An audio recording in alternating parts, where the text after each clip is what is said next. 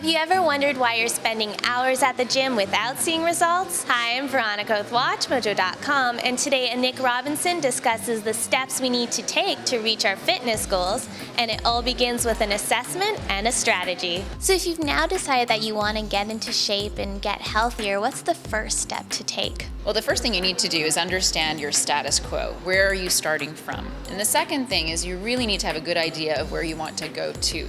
So what are your goals? And then you have to have someone really knowledgeable who can put together a strategy to get you from where you are to where you want to go. You start off with a fitness assessment, so we want to know 0 to 3 months what you want to be doing. We have a long list of categories, and then we look at your long-term goals, 3 months to a year.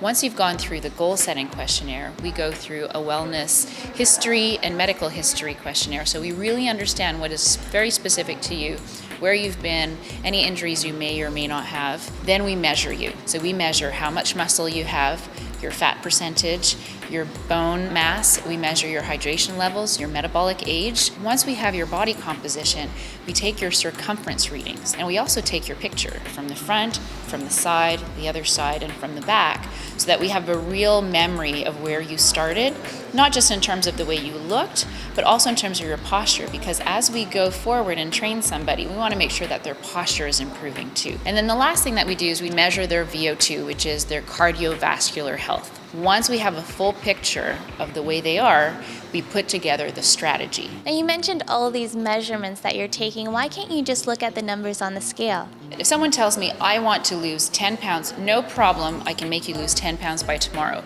I'm going to take you over to my sauna, I'm going to take away all your water, and I'm going to make you sweat out 10 pounds. Or I can calorie reduce you.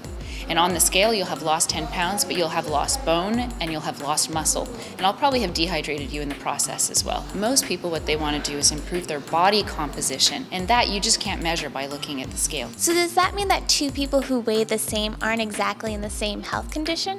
I see hundreds of people in my fitness assessments every year, and I can see someone who's exactly the same age, the same height, and have the same weight, and one can be obese and one can be extremely fit. Muscle weighs more than fat, so someone who is small and dense, really muscular, but has low body fat could weigh the same as someone who's extremely obese, who has a lot of fat and low muscle. Why is it important to have one before you start training? Well, I see a lot of people who train really, really hard in the gym, and some people never meet their goals. And so it's really important that if you're going to be spending time in the gym, you want that time to be productive. They have to take several factors into consideration in order to meet their fitness goals. And that needs to include what you eat, what you drink, what your exercise plan is, how you sleep, rest, and recuperate, and consistency. What's the difference between a realistic goal and an unrealistic goal? Usually it's the time frame. If someone tells me they want to lose 20 pounds to be healthy, and we agree together that 20 pounds is a good goal, if they tell me they want to lose it by next weekend for a wedding,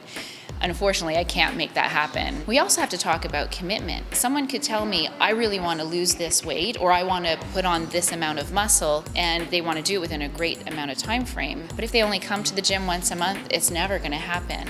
If they don't adjust their nutrition, it's never going to happen. So it's really important that when people are working towards a goal, that they have a strategy that encapsulates all of those elements. And it's really important that they're consistent about it. It's not enough to have a strategy. You actually have to do it.